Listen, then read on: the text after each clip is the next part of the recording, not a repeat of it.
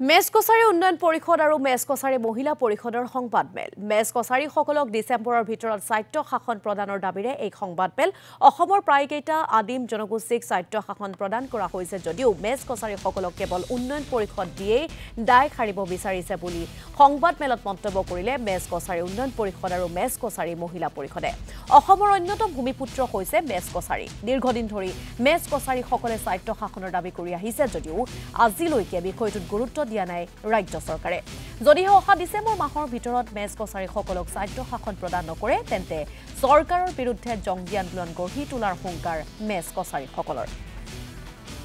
আমাৰ মৰাণৰ মতকক দিলে একেলগে মেছসকলকো লৈ যোৱা কথা আছিল আমাৰ চৰকাৰ সৰ্বানন্দ সোণোৱাল ডাঙৰীয়া মুখ্যমন্ত্ৰী থকাৰ সময়ত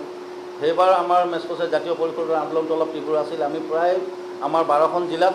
আমি মুখ্যমন্ত্ৰী বিত্তমন্ত্ৰী হেমন্ত বিত্তমন্ত্ৰী আমাৰ চৰকাৰ মুখ্যমন্ত্ৰী হিমন্ত বিশ্ব শৰ্মা আছিলে আৰু মানে জনজাতি মন্ত্ৰী আছে চন্দন বৰ্মা তেখেতলোকৰ পুতলিকা দাহ কৰি আমি আমাৰ মেছকছাৰী আমাৰ জিলাকেইখনত আমি প্ৰতিবাদী কাৰ্যসূচী আমি লৈছিলোঁ তাৰ পৰৱৰ্তী সময়ত তেখেতলোকে ক'লে যে নাই আমাৰ অলপ অসুবিধাৰ কাৰণে আপোনালোকক দিব পৰা নাই আপোনালোকৰ গোটেই গাঁৱৰ পৰিসংখ্যাটো দিয়ক আপোনালোকৰ পপুলেশ্যনটো দিয়ক আৰু গোটেই ছিষ্টেমৰ মাজে আপোনালোকক আমি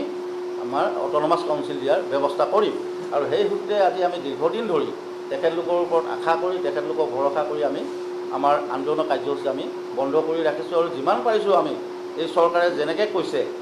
যে আমি জনজাতিসকলৰ ক্ষুদ্ৰ দেশৰ জনগোষ্ঠীসকলক জনগোষ্ঠীসকলৰ উন্নয়নৰ কাৰণে সংৰক্ষণৰ কাৰণে তেখেতলোকৰ শিক্ষা দীক্ষা সাংস্কৃতিক বিকাশৰ কাৰণে আমি কাম কৰিম আমিও বিশ্বাস কৰিছোঁ আশা ৰাখিছোঁ সেইকাৰণে পদে পদে আমি চৰকাৰৰ লগত সহযোগিতা কৰি আহিছোঁ আমাৰ